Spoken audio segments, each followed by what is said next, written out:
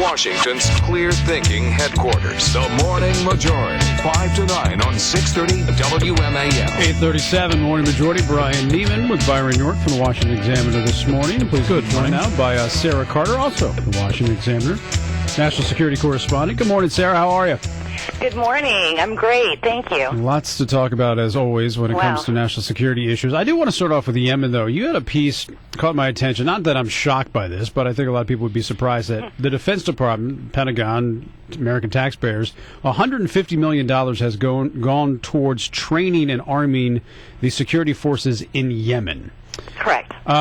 How much can we trust the Yemeni security forces, number one, and especially the president, Ali Abdullah Saleh? Now, the idea behind that is to fight off al-Qaeda, which we know is alive and well in Yemen.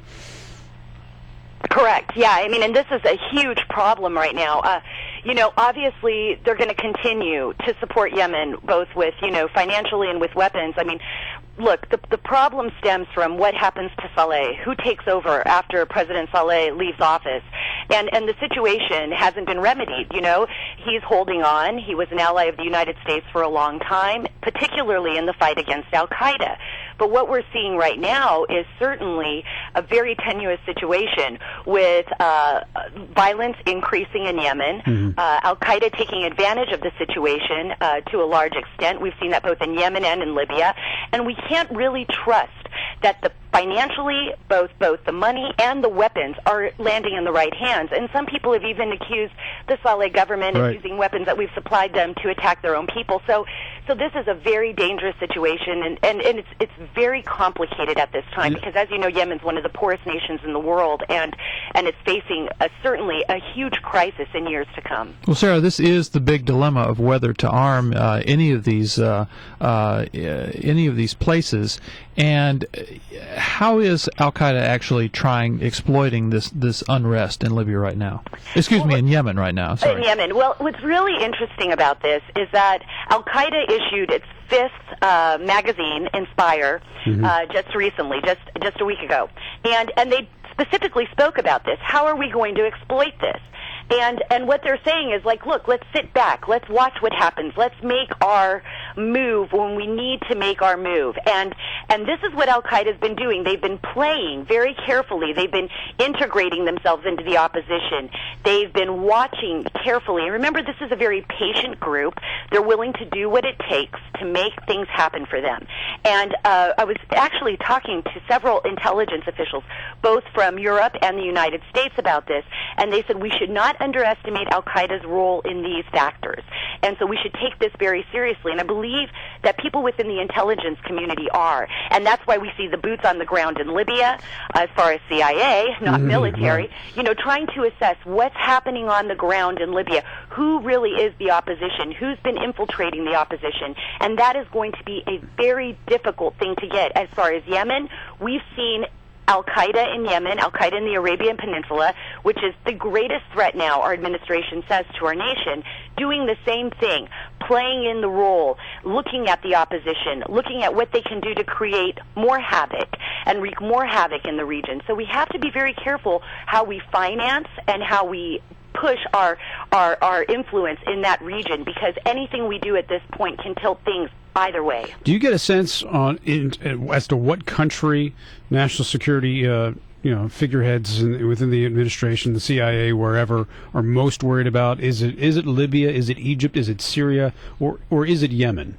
I think it's a combination of a number of states. When we look at Yemen, obviously that is an enormous concern. Al-Qaeda is looking to expand their safe havens. They already have a strong safe haven in Yemen, and with the violence erupting and with the instability, Al-Qaeda's found itself a new, very secure home, it feels. In Libya, we're seeing the same thing, Al-Qaeda of the Maghreb, and we're looking at Islamist groups, Jihadist groups in North Africa that are really dominant, that are now taking advantage of this situation as well, because they're also looking to expand their influence, particularly not so much in the government in Libya, but they're looking at more safe havens, larger influence of the government itself, not being a part of the government necessarily, but influencing it, pushing it towards a more Islamist state is what they want. And they've been very open about this. They haven't hidden anything. They don't have any secrets. They've said it pretty blatantly in their last magazine issue. This is what they want. And you got to think, they're publishing, magazines online to the West asking people to join them, to become jihadists, and they're doing it really, quite frankly, quite well, according to intelligence officials that I've been talking to. And, I've seen the magazine myself. I'm sure a lot of people have. So it just goes to show you that they're able to do this. They're getting things done. They're moving in a fluid, in a direction that they feel is appropriate for them, while the rest of the world seems to be crumbling, and governments seem to be fighting for their lives, and others seem to be toppled.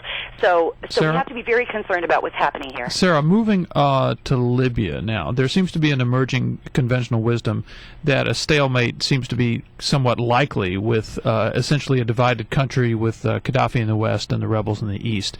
Is that the way you see things? Yes, I mean, according to a number of experts that I've spoken with, and this is really the issue. 30%, NATO says, of Gaddafi's forces have been pretty much squashed. But that still leaves a large number, 70%, which hasn't. And we're seeing what's happening right now in Misrata. Gaddafi's forces are now infiltrating themselves into the civilian population, driving around in regular vehicles, playing games with NATO. They're adapting to our war strategy here. And I think that, we're seeing a very complex situation arise in Libya. And, I was speaking to Bruce Rydell, who is an expert over at Brookings on the situation, and he said, this is not something we're going to be able to walk away from quickly. And as you see, the opposition is angry at NATO now. They're telling, NATO heads that you're not doing enough. You've let the city of Misrata fall into Gaddafi's hands. We need more aid here. So this is not something we're going to walk away from quickly. This is not something that's going to end rapidly, I don't think, according to those that I've spoken with and the news that we see pouring out of there every day. What we need to be very concerned about is that this is not going to drag on, and what NATO wanted to avoid in the first place, which was civilian deaths, is going to increase as time goes by. That's amazing. All right, Sarah, I know you're headed over to that part of the world soon. Stay safe, and love to talk to you when you come back. Yeah, thanks so much, guys. All right, Sarah Carter, National Security Correspondent, Washington Examiner here on the